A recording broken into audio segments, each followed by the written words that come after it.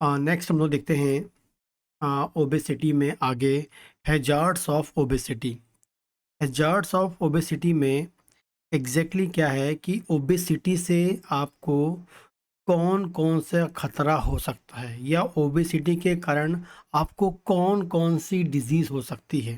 ठीक है, ओबेसिटी के कारण आपकी बॉडी में कौन कौन से डिजीज़ होने की चांसेस हो सकते हैं या ओबेसिटी रिस्पॉन्सिबल हो सकती है डिजीज़ प्रोड्यूस करने के लिए। ठीक है, तो जनरली हम बात करते हैं ओबेसिटी की। तो ओबेसिटी जो है आपको बताया मैंने कि किस एज में ज़्यादा मिलती है और मेल में फीमेल में किस में ज़्यादा मिलती है, सब मैंने ऑलरेडी बता चुका है। लेकिन क्या खतरा होता है? सबसे पहला जो कारण होता है इसमें ओबेसिटी कारण हो सकता है डायबिटीज़। सबसे पहला जो रिस्क होता है, यदि लगातार आपकी ओबेसिटी बनी हुई है और उसे आप कंट्रोल नहीं कर रहे हैं, मैनेज नहीं कर रहे हैं, तो वो डायबिटीज़ प्रोड्यूस करती है। दूसरा, ब्लड प्रेशर सेकंड डिजीज़ होती है, वो रिस्पॉन्सिबल होता है किस चीज़ के लिए?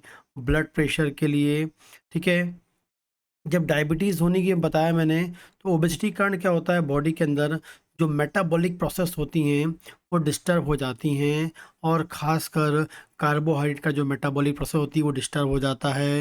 एंड लिपिड का जो या जो फैट का जो मेटाबॉलिज्म डिस्टर्ब हो जाता है, जिस कारण से कहीं ना कहीं बॉडी में इंसुलिन रेजिस्टेंस प्रोड्यूस होता है एंड डायबिटीज़ होने की संभावना बढ़ जाती है। ठीक है, सेकेंड, जब ब्लड प्रेशर की पॉजिटिव की संभावना जो है वो कहीं न कहीं आपको बता दूँ इसमें भी ओबेसिटी के कारण क्या होता है, वही आपका मेटाबॉलिज़्म ख़राब होता है, कोलेस्ट्रॉल लेवल बढ़ जाता है और कहीं न कहीं आपकी बॉडी में ब्लड प्रेशर की रिस्पॉन्सिबिलिटी ब्लड प्रेशर होने की संभावना बढ़ जाती है। इसके अलावा जो है कोरोनरी कोरोनरी हार्ट डिज़ीज़ जो है वो आपको मिल सकती है। बहुत इम्पॉर्टेंट ये भी एक डिज़ीज़ होती है कोरोनरी हार्ट डिज़ीज़, वो आपको मिल सकती है ओबेसिटी के कारण। इसके अलावा आपको मिल सकता है ऑस्टियोआर्थराइटिस। ऑस्टियोआर्थराइटिस आपको मिल जाता है। ठीक है, ऑस्टियोआर्थराइटिस आपको मिलता है। ऑस्टियोआर्थराइटिस होने की संभावना बढ़ जाती है।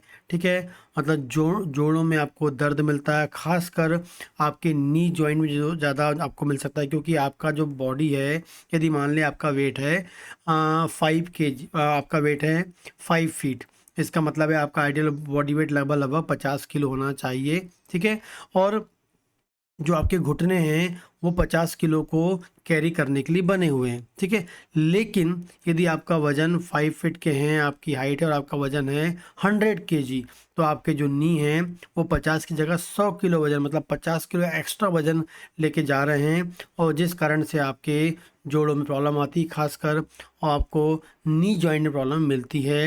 एंड लास्ट आपको मिल सकता है साइकोलॉजिकल लास्ट आपको मिल सकता है साइकोलॉजिकल स्ट्रेस। ठीक है, क्योंकि जब वेट गेन होता है तो आपको लगातार स्ट्रेस में आप रह सकते हैं कि मेरा वज़न कम नहीं हो रहा है, और लैक ऑफ कंसंट्रेशन होता है, लैक ऑफ कॉन्फिडेंस आपको मिलता है, और जिससे आपको साइकोलॉजिकल स्ट्रेस आपको मिलता है कि भाई मेरे को ओबेसिटी उस कारण से। ठीक है, सबसे मेन जो होता है diabetes, blood pressure, coronary heart disease, osteoarthritis and psychological stress आपको मिलता है।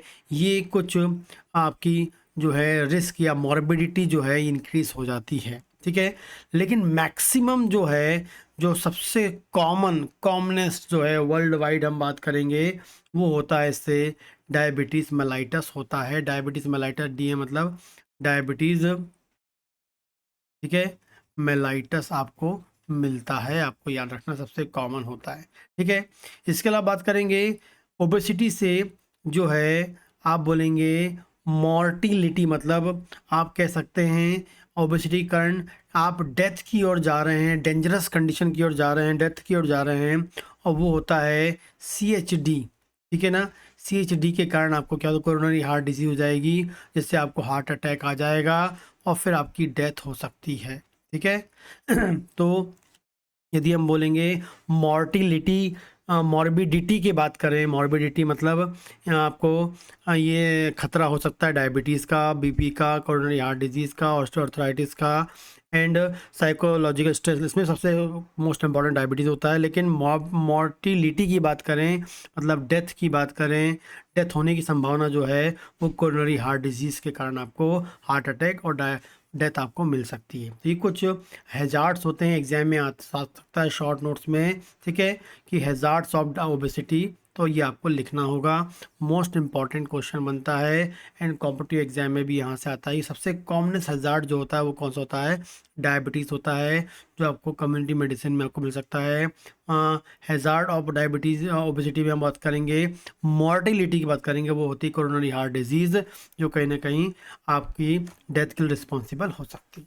ठीक है।